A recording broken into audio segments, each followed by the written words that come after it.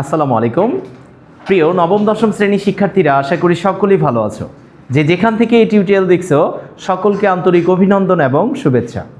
আজকে আমরা 16.4 পরিমিতির আয়তাকার ঘনবস্তু সলিড ঘনক এবং বেলন সংক্রান্ত মূল কনসেপ্টগুলোকে একবারে 100% শেখার চেষ্টা করব। কিভাবে কি হচ্ছে, যে সূত্রগুলো তুমি অবশ্যই জানবা এবং সূত্রগুলো কিভাবে আসে এই জিনিসগুলো এখন আমরা প্রমাণ করে ফেলবো। ওকে, তাহলে আমরা প্রথমেই যদি যাই, এই যে চিত্রের মধ্যে একটা জিনিস দেখা যাচ্ছে, এই শেপটার নাম কি জানো? এটার নাম কি? এটার নাম হচ্ছে একটা আয়তাকার ঘনবস্তু। আমরা এই যে রুমের ভেতরে আছি, এই রুমটা কেমন? একটা আয়তাকার ঘনবস্তু। কারণ দেখো, এই পাশের ওয়াল আর এই পাশের ওয়ালটা কি সমান না? সমান এবং সমান্তরাল একটা সেম গ্যাপ রেখে গেছে। উপরের ছাদ আর নিচের ভূপৃষ্ঠ দুইটা কি সেম। আবার এই পাশের সামনের ওয়াল আর পেছনের ওয়ালটা কি সমান। তার মানে 3 জোড়া সমান্তরাল সমতল দ্বারা আবদ্ধ চিত্রকে আমরা কি বলি? আয়তাকার ঘনবস্তু বলবো। 3 জোড়া না 1 জোড়া 2 জোড়া? এই দুইটা সমান মানে কি 1 জোড়া, দুইটা মিলে। এই দুইটা সমান্তরাল মানে কি আরেক জোড়া। উপরেরটা আর নিচেরটা সমান মানে কি আরেক জোড়া সমতল। তা 3 জোড়া সমান্তরাল সরল রেখা দ্বারা আবদ্ধ চিত্রকে তুমি কি বলবা? আয়তাকার ঘনবস্তু বলবা। মনে থাকবে? তাহলে এই আয়তাকার ঘনবস্তুর উদাহরণ কোথায় আছে বলো তো?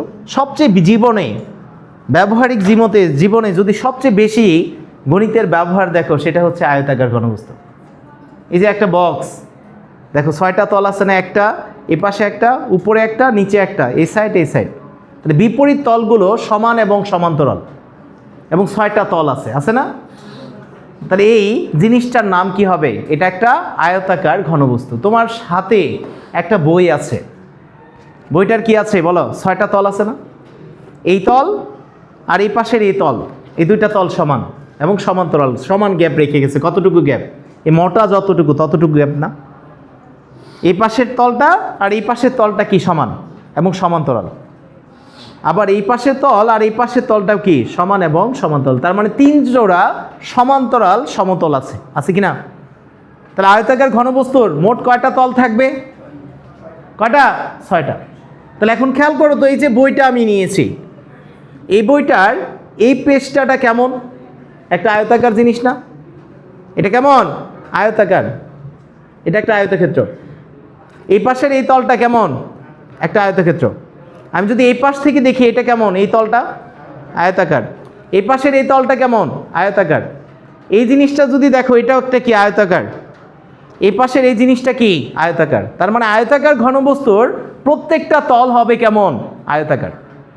ওকে, তাহলে এখন তোমাকে যদি 1 নম্বর প্রশ্ন করি, যে এই যে তলটা আছে, এই তলটার সবচেয়ে বড় বাহুটার দৈর্ঘ্য আমি ধরে নিলাম এ, মানে দৈর্ঘ্য, এটাকে বললাম দৈর্ঘ্য।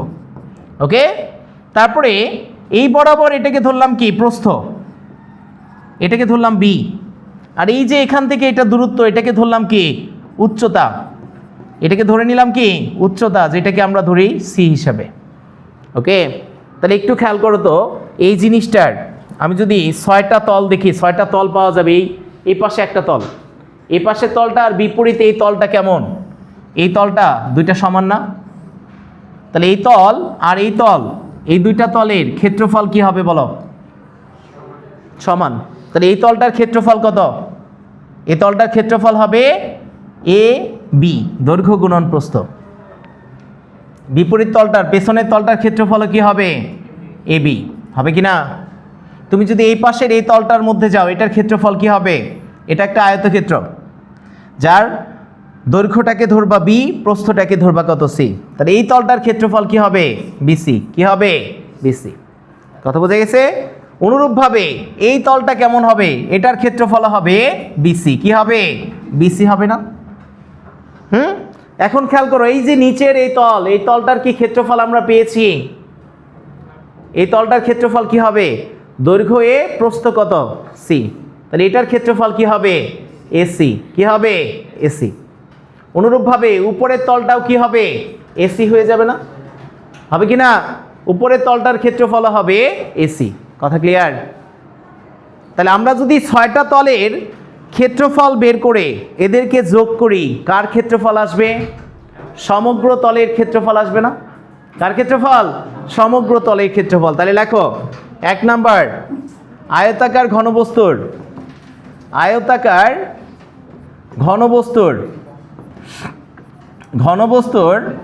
সমগ্র তলের ক্ষেত্রফল কি হবে বলো তো আব্বু?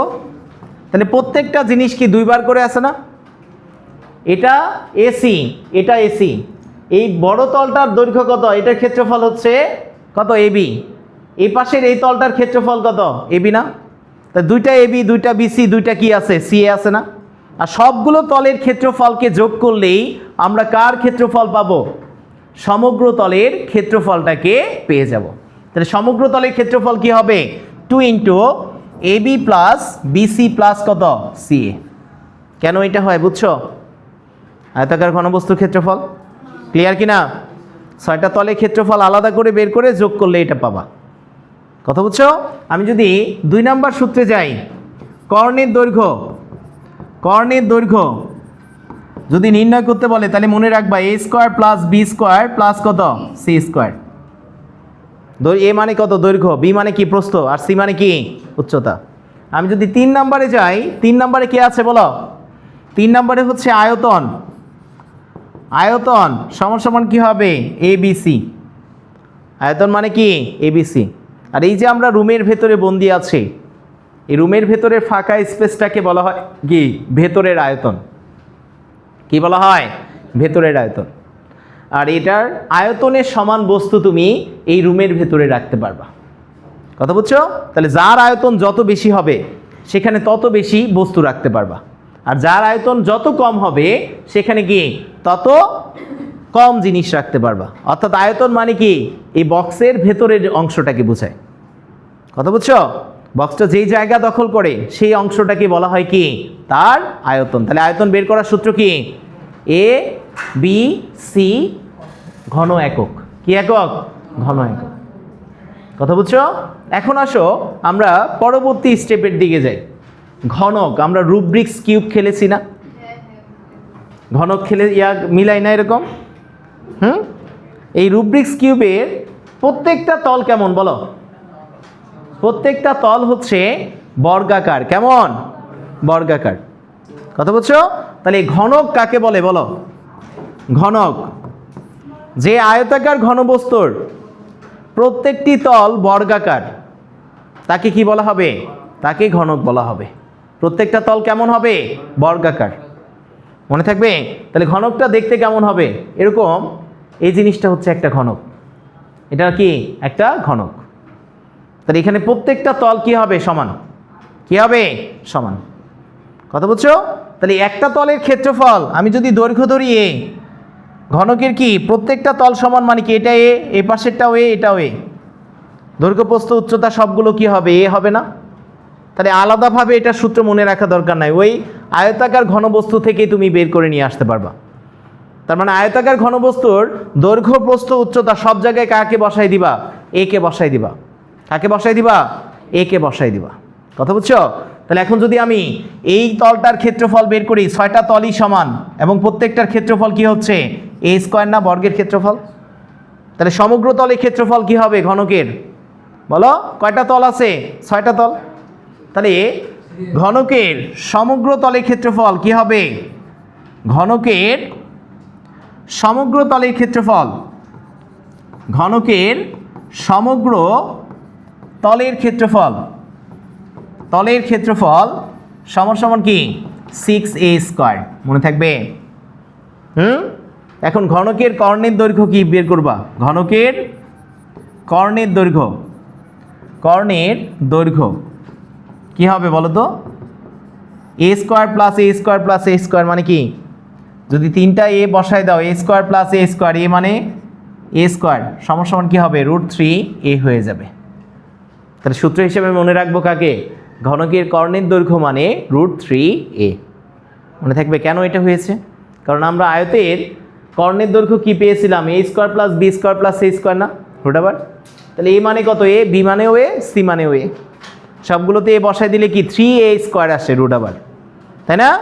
আর 3কে রুট করলে কি হবে, √3, আর a² রুট করলে কি স্কোয়ার আর রুট কেটে এটা বাইরে চলে যাবে, সেই জন্য √3a আসে। কত আসে? √3a। কথা বুঝছো? আমি যদি 3 নম্বরে যাই, 3 নম্বরে কি আছে বলো? ঘনকের আয়তন। ঘনকের আয়তন কি হবে আব্বু? দৈর্ঘ্য প্রস্থ উচ্চতা তিনটা সমান, তার মানে 3টা এ গুণ করলে কি হবে? a³ ঘন একক। a³ কি হবে? ঘন একক। এটুকু ক্লিয়ার? বুঝতে পেরেছো? মনে থাকবে সূত্রগুলো? সবাই একটু মেমোরাইজ করো। তাহলে আয়তাকার ঘনবস্তু কাকে বলবা বলো? 3 জোড়া সমান্তরাল সমতল বা আয়তাকার সমতল দ্বারা আবদ্ধ চিত্রকে আমরা কি বলি? আয়তাকার ঘনবস্তু বলি। কি বলি? তাহলে আয়তাকার ঘনবস্তুর বিপরীত তলগুলো কি? সমান এবং সমান্তরাল। কথা বুঝছো? তাহলে আয়তাকার ঘনবস্তুর দৈর্ঘ্যকে প্রস্থকে বি আর উচ্চতাকে যদি আমি সি ধরি, তাহলে আয়তাকার ঘনবস্তুর সমগ্র তলের ক্ষেত্রফল কি হবে? 2 * AB + BC + CA। ওকে, 2 নম্বর সূত্র কি হবে? কর্ণের দৈর্ঘ্য √ কত? a² + b² + c²। আর আয়তন মানে কি হবে বলো? ABC। আয়তন মানে কি? ABC। মনে থাকবে এটা? তারপরটা যাবে, ঘনক কাকে বলে? যে আয়তাকার ঘনবস্তুর সবগুলো তল বর্গাকার এবং সমান, তাকে কি বলবা? তাকে ঘনক বলবা। সবগুলো তল কেমন হবে? সমান এবং বর্গাকার। আয়তাকার ঘনবস্তুর তলগুলো কেমন হবে? বর্গাকার। তাকে তুমি কি বলবা? ঘনক বলবা। তার মানে এখানে দৈর্ঘ্য প্রস্থ উচ্চতা তিনটাই কি হবে? সমান হবে। কি হবে? সমান। তাহলে এখন যদি তোমাকে বলি ঘনকের সমগ্র তলের ক্ষেত্রফল কি হবে বলো? 6a²। কত হবে? 6a²। আমি যদি বলি ঘনকের কর্ণের দৈর্ঘ্য কত? √3a। কত? √3a। আর যদি বলি ঘনকের আয়তন কত? a³। কত? a³। তাহলে একটু সবাই স্টার চিহ্ন দিয়ে এই কথাটাকে লিখবা এবং মাথায় মেমোরাইজ করে রাখবা। দৈর্ঘ্য, প্রস্থ, উচ্চতা, পরিসীমা, পরিধি, এদের একক কি? শুধু একক। সেন্টিমিটার হলে সেন্টিমিটার, মিটার হলে মিটার, কিলোমিটার হলে কি? কিলোমিটার। দৈর্ঘ্য, প্রস্থ, উচ্চতা, পরিসীমা, পরিধি, এদের একক কি হবে? শুধুমাত্র একক। কর্ণের দৈর্ঘ্য শুধু কি হবে? একক। ক্ষেত্রফলের একক কি? বর্গ একক। যদি দৈর্ঘ্য প্রস্থ মিটারে হয় তাহলে ক্ষেত্রফলের একক কি হবে? বর্গ মিটার। সেন্টিমিটারে হলে বর্গ সেন্টিমিটার। কথা বুঝছো? আর আয়তনের একক কি হবে? ঘন একক। কি একক? ঘন একক। তাহলে দৈর্ঘ্য প্রস্থগুলোকে সবার প্রথমেই তুমি একই এককে প্রকাশ করে নিবা। কথা বুঝছো? একটা মিটার আর একটা সেন্টিমিটার নিয়ে কখনো কি আয়তন বা ক্ষেত্রফল বের করা যাবে? ফার্স্ট স্টেপই সবাইকে একই এককে রূপান্তর করব। হয় সবাইকে মিটারে নিব অথবা সবাইকে কি সেন্টিমিটারে রূপান্তর করব। কথা বুঝছো? তারপরে তুমি কি করবা? ক্যালকুলেশন করবা। কথা ক্লিয়ার? নেক্সট স্টেপের দিকে যাও। ব্যালন বা আমরা সিলিন্ডার পড়েছিলাম না? সিলিন্ডার কোথায় দেখা যায় বলো তো? এই যে একটা কলম আছে, এই কলমটা কি? একটা সিলিন্ডার আকৃতির। তোমার হাতে কলম আছে, পাইপ, গোলাকার লম্বা কিছু মানে কি? সেটা সিলিন্ডার। কথা বুঝছো? তাহলে এই সিলিন্ডার কিভাবে তৈরি করা হয় জানো?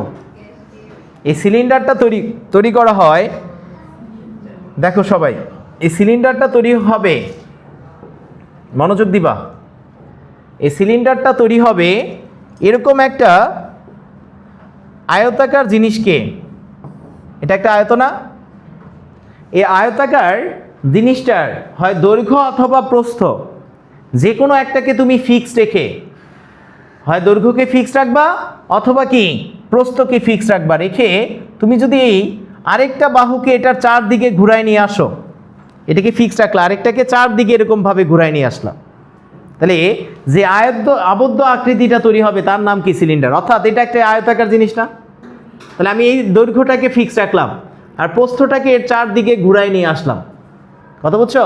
তাহলে চারদিকে ঘুরিয়ে নিয়ে আসলে গোলাকার একটা লম্বা জিনিস তৈরি হচ্ছে না? হচ্ছে কি না? তাহলে আয়তাকার যে কোনো একটা বস্তুর দৈর্ঘ্য অথবা প্রস্থকে ফিক্স রেখে অপর বাহুকে চারদিকে একবার ঘুরিয়ে নিয়ে আসলে যে আবদ্ধ আকৃতিটা তৈরি হয় তার নাম কি? তার নাম সিলিন্ডার। সিলিন্ডার কাকে বলে মনে থাকবে? দৈর্ঘ্য অথবা প্রস্থ আয়তক্ষেত্রের মাধ্যমে কিন্তু এটা তৈরি করা হয়। একটা আয়তাকার বস্তুর দৈর্ঘ্য অথবা প্রস্থ যে কোনোটাকে ফিক্স রেখে আরেকটাকে চারদিকে ঘুরিয়ে নিয়ে আসলে যে আবদ্ধ আকৃতিটা তৈরি হয় তার নাম কি? তার নাম সিলিন্ডার। কথা বুঝছো?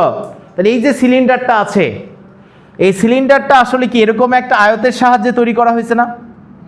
হয়েছে কি না? আয়তের এই বাহুটাকে ফিক্স রাখছো, আরেকটাকে চারদিকে একবার ঘুরায় নিয়ে আসছো। তাহলে এই যে নিচের শেপটা, এটা কি একটা এই আয়তের এখান থেকে এইটুকু দৈর্ঘ্য কি, আর এটাকে বৃত্তের ব্যাসার্ধ ধরা হয়। আর এই দৈর্ঘ্যটা যেটাকে ফিক্স রাখো সেটাকে বলা হয় কি? উচ্চতা ইস। কি বলা হয়? উচ্চতা ইস। কথা বুঝছো? তাহলে এই যে সিলিন্ডারটা আছে, এই সিলিন্ডারটার তুমি যদি এখন ভূমির ক্ষেত্রফল বের করতে চাও, ভূমিটা কেমন, এই যে ভূমির, তুমি যদি এই যে একটা এটাকে ধরো, এটা কি দেখতে একটা বৃত্তাকার জিনিস না? এটা কিন্তু একটা সিলিন্ডার পাইপ। তাহলে এই জিনিসটা ভূমি যার উপরে দাঁড়িয়ে থাকে এটা কি একটা বৃত্ত। তাহলে এটার ব্যাসার্ধ যদি আর হয়, বৃত্তের ক্ষেত্রফল কি? পাই আর স্কোয়ার না? কি হবে? পাই আর স্কোয়ার। তার মানে সিলিন্ডারের ভূমির ক্ষেত্রফল কি হবে? সিলিন্ডারের ভূমির ক্ষেত্রফল কি বলো? ভূমির ক্ষেত্রফল পাই আর স্কোয়ার। কত হবে আব্বু? পাই আর স্কোয়ার হবে। কথা বুঝছো সবাই? কেন পাই আর স্কোয়ার? কথা ক্লিয়ার?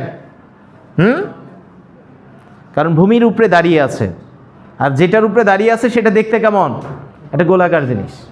ওকে, তাহলে একটু আমরা যদি একটা সিলিন্ডার আকৃতির জিনিসকে চিন্তা করি, তাহলে আমরা এইটাকে একটা সিলিন্ডার ধরে নিলাম। ওকে, গোলাকার জিনিসটা, গোলাকার জিনিস নাকি না? দূরবীন দেখা যাচ্ছে। তাহলে এই জিনিসটার একটা কি গোলাকার জিনিস, তার মানে এটা একটা সিলিন্ডার। আমি এখন এই বক্রতল মানে কি বাঁকা তল, চারিদিকে ঘোরানো যে বাঁকা তলটা আছে এটার ক্ষেত্রফল বের করতে চাচ্ছি। কথা বলছো? তাহলে এই বক্রতল মানে কি? চারিদিকে বাঁকা তলটা আছে না, এটাকে বাঁকানো হয়েছে। তাহলে এই বক্রতলটাকে যদি আমরা একটু খেয়াল করি, এইখান থেকে এইটুকু দূরত্বকে কি আমরা উচ্চতা এইচ বলেছি না? আর এই যে গোলাকার জিনিসটা আছে এটা কি? বৃত্ত। এটা কি? বৃত্ত। আর এই বৃত্তের এক বাহুর দৈর্ঘ্য যদি এটা বৃত্তের বাঁকানো তলটাকে কি বলা হয়? পরিধি বলা হয় না? তাহলে এই বৃত্তের পরিধি মানে কি জানা আছে? 2 পাই আর। কি জানা আছে? 2 পাই আর। তাহলে এই গোলাকার জিনিসটার দৈর্ঘ্য কত? 2 পাই আর এর সমান। কতটুকু? 2 পাই আর এর সমান না আবু? এখন এই উচ্চতাটা কার সমান? এখান থেকে এই পর্যন্ত এটা উচ্চতা এইচ এর সমান। তাহলে আমি যখন এটাকে কেটে সোজা করব তখন এরকম একটা আয়তাকার আয়তক্ষেত্র তৈরি হবে, হবে কি না? তাহলে এই আয়তক্ষেত্রের এই বাহুটা কার সমান হবে বলো? এই বাহুটা কি বৃত্তের পরিধির সমান না? কারণ পরিধিটাকে সোজা করার ফলেই তো এটা আসছে। তাহলে এই আয়তক্ষেত্রের বক্রতলটাকে যখন তুমি সোজা করবা দেখবা এরকম একটা আয়তাকার জিনিস তৈরি হয়েছে। কথা বুঝছো? তাহলে এই আয়তের এই বাহুটার দৈর্ঘ্য কার সমান? বৃত্তের পরিধির সমান, যার ব্যাসার্ধ আর। কার সমান? বৃত্তের পরিধির সমান। কথা বুঝছো? আর এখান থেকে এইটুকু দৈর্ঘ্য কার? উচ্চতা এইচ এর সমান না? কার সমান? উচ্চতা এইচ এর সমান। তার মানে এই বক্রতলটার ক্ষেত্রফল এখন কি হবে বলো? দৈর্ঘ্য জানা আছে 2 পাই আর, প্রস্থ জানা আছে এইচ। ক্ষেত্রফল কত? 2 পাই আর এইচ। আর এটাকে বলা হয় কি? একটা সিলিন্ডারের বক্রতলের ক্ষেত্রফল। কেন এরকম হয় বুঝছো? ক্লিয়ার কিনা? কারণ উপরেরটা একটা বৃত্ত, এই গোলাকার জিনিসটার দৈর্ঘ্য কতটুকু? 2 পাই আর। আর এটাকে সোজা করে কেটে যখন আমি নিব এরকম একটা লম্বা জিনিস তৈরি হবে, আয়তাকার জিনিস। তাহলে দৈর্ঘ্যটা হবে 2 পাই আর এর সমান, আর প্রস্থটা কত? উচ্চতা এইচ এর সমান। তাহলে আয়তের ক্ষেত্রফল যা, এই বক্রতলের ক্ষেত্রফলটাও কি হবে? তাই হবে না? হবে কি না? তাহলে সুতরাং তুমি বলতে পারো কি বক্রতলের ক্ষেত্রফল কি হবে? বক্রতল মানে বাঁকানো তল, ক্ষেত্রফল সমান সমান 2 পাই আর এস। কেন হয় বুঝছো? 2 পাই আর এস। বক্রতলের ক্ষেত্রফলকে তুমি সিলিন্ডারে রূপান্তর করবা আয়তের ক্ষেত্রে, তাহলেই হয়ে যাবে। এখন আসো 3 নাম্বার কনসেপ্টটা হচ্ছে কিসের উপর? 3 নাম্বার কনসেপ্ট হচ্ছে সমগ্র তল বা পৃষ্ঠতলের ক্ষেত্রফল। কার ক্ষেত্রফল? পৃষ্ঠতলের ক্ষেত্রফল। সমগ্র তল মানেও যা, পৃষ্ঠতল মানেও কি তা, ক্ষেত্রফল। কথা বুঝছো? তাহলে এখন এই যে সিলিন্ডারটা আছে, এখানে কয়টা তল আছে বলো তো? এই সিলিন্ডারের মধ্যে 3টা তল আছে। কয়টা? এই পাশে একটা তল ভূমির মধ্যে, যেটা বৃত্তাকার। মাথার মধ্যে আরেকটা তল, এটা কি? এটাও বৃত্তাকার। আর চারিদিকে বাঁকানো একটা তল আছে, তাই না? তাহলে একটা সিলিন্ডারে 3টা তল আছে, আর এই 3টা তলকে যোগ করলেই কার ক্ষেত্রফল আসবে? সমগ্র তলের ক্ষেত্রফল আসবে না? তাহলে আমি যদি ভূমির ক্ষেত্রফলটা নেই, ভূমির ক্ষেত্রফল কি? পাই আর স্কোয়ার। আবার এই বৃত্তাকার ক্ষেত্রটার ক্ষেত্রফল কি? পাই আর স্কোয়ার। পাই আর স্কোয়ার কি না? আর এই বক্রতলের ক্ষেত্রফল কত? 2 পাই আর এস। কত? 2 পাই আর এস। তাহলে সমগ্র তলের ক্ষেত্রফল কি হবে বলো? 2 পাই আর স্কোয়ার যোগ কি? 2 পাই আর এস। তার মানে এই দুইটা বৃত্তের ক্ষেত্রফল যোগ কি? বক্রতলের ক্ষেত্রফল। কথা বুঝছো? তাহলে এখন যদি আমি একটা 2 পাই আর কমন নিই, তাহলে কি আসবে বলো?